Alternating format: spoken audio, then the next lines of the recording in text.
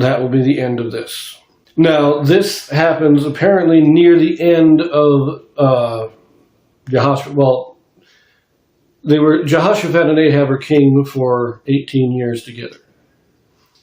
Jehoshaphat became king in the 4th year of Ahab's reign and reigned 25 years. So he will be king for 7 years after Ahab dies. And we will talk a little bit about old Jehoshaphat again in the next video. So we will see you there. I am continuing my reading. What I'm doing in this series is to read through the entire standard works of the Church of Jesus Christ of Latter-day Saints. This consists of the Bible, the Book of Mormon, the Doctrine and Covenants, and the Pearl of Great Price. I am reading in a chronological order of events, not according to publication or volume, so I will be skipping around a bit as I move along. So in our last few videos, we've been reading about an alliance between Ahab of Israel and Jehoshaphat of Judah. And they went to war against Syria. Micaiah prophesied Ahab's death and the loss of the battle, which happened. We read that in 1 Kings chapter 22. Now we are returning to 2 Chronicles chapter 18, where we will again read about Ahab's death. I also want to mention that this video does have a Joseph Smith translation in it. What the Joseph Smith translation is, this is an inspired translation or correction of the Bible done by Joseph Smith to restore those passages that had been lost over the years. We pick this up in verse 14, which starts with Micaiah's words to Ahab. So remember, we had Micaiah's prophecy and then Ahab's death and then the fulfillment of his prophecy. So here we are going to again read of Micaiah's prophecy and then the death of Ahab, starting in verse 14, as I said. And when he was come to the king said unto him, Micaiah, shall we go to Ramoth Gilead to battle, or shall I forbear? And he said, Go ye up and prosper, and they shall be delivered into your hand. And the king said to him, How many times shall I adjure thee that thou say nothing but the truth to me in the name of the Lord? Then he said, I did see all Israel scattered upon the mountains as sheep that have no shepherd. And the Lord said, These have no master. Let them return therefore every man to his house in peace.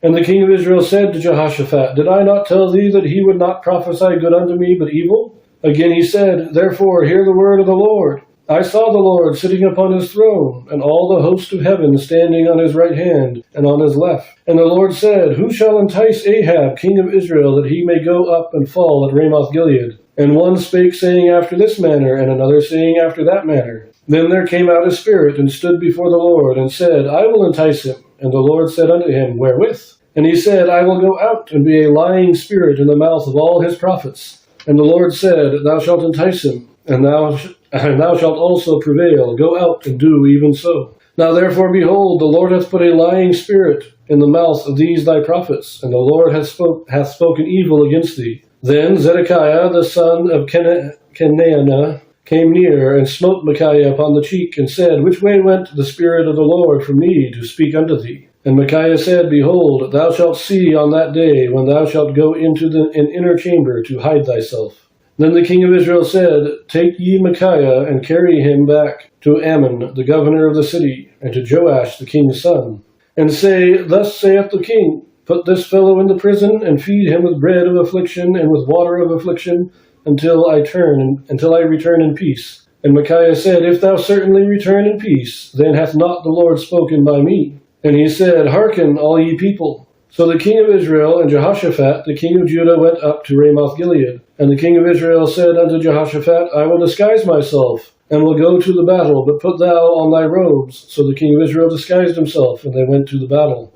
Now the king of Syria had commanded the captains of the chariots that were with him, saying, Fight ye not with small or great, save only with the king of Israel.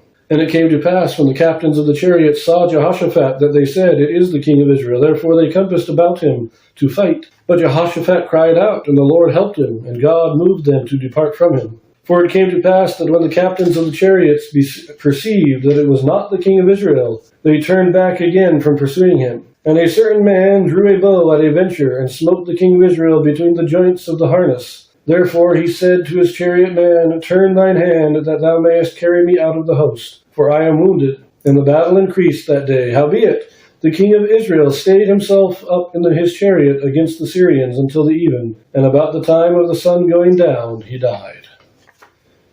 Now that's the end of that chapter. almost word for word from 1 Kings chapter 22.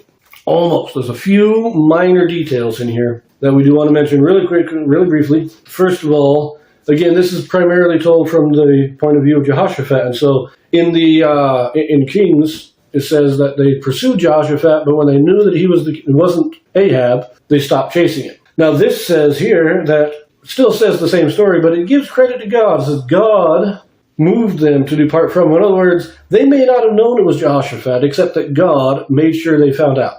So that's a little detail that is added in there. Not real significant, but a little detail. Now, I will say this here, where it says, howbeit the king of Israel stayed himself up in the chariot against the Syrians. Now, I did say in my it says the same thing in 1 Kings. And I talked about how they propped him up in the chariot and he eventually bled out, and that's how he died. And that is true, but it seems that he didn't leave the battle. They brought him out of the midst of battle, but he stayed at least on the edges of the battle until he died. So he didn't flee the battle. He stayed there and kept the Israelites fighting. And the Israelites didn't leave. The battle didn't end until they knew Ahab was dead. Then they withdrew. So you got to give him credit here that he wasn't a coward. He didn't get injured and then run back home and abandon his men. He stayed there in the battle. He just got out of the thick of it. He got to the sidelines of it, probably in the hope that he could mend his wounds and not get any further injuries. But God give him credit there. But he still died. He was still an evil man throughout his life. But we got to give him the credit that he deserves. So before I get into the Joseph Smith translation here, my wife says I should mention that the reason for the change in video is that I forgot to read this part earlier today when I was recording the first video. And so to make my wife happy, I am going to mention it here and then we will read this. So before I sign off for this one, there is the Joseph Smith translation that I need to read. This is in verses 20 through 22. This is talking about the lying spirit. So we had this here in the King James. Then there came out a spirit and stood before the Lord and said, I will entice him. And the Lord said unto him, Wherewith? And he said, I will go out and be a lying spirit in the mouth of all his prophets. And the Lord said, Thou shalt entice him, and thou shalt also prevail. Go out and do even so. Now therefore, behold, the Lord hath put a lying spirit in the mouths of these thy prophets, and the Lord hath spoken evil against thee. This is the Joseph Smith translation. Then there came out of them a lying spirit, and stood before the Lord, and said, I will entice him. And the Lord said unto him, Wherewith? And he said, I will go out and be a lying spirit in the mouth of all his prophets. And the Lord said, Thou shalt entice him, and thou shalt also prevail. Go out and do even so, for all these have sinned against me. Now therefore, behold, the Lord hath found a lying spirit in the mouth of these thy prophets, and the Lord hath spoken evil against thee. So it's not the Lord putting the lying spirit in the prophets. It is that there already is a lying spirit there, that God has found this lying spirit in the prophets. I like that change there. And he doesn't do anything about it. God doesn't, he allows this spirit to do what he's doing because the people have sinned against him. I find that a very interesting change. Now, this happens apparently near the end of Jehoshaphat. Well, Jehoshaphat and Ahab were king for 18 years together. Jehoshaphat became king in the 4th year of Ahab's reign and reigned 25 years. So he will be king for 7 years after Ahab dies. And we will talk a little bit about old Jehoshaphat again in the next video. So we will see you there.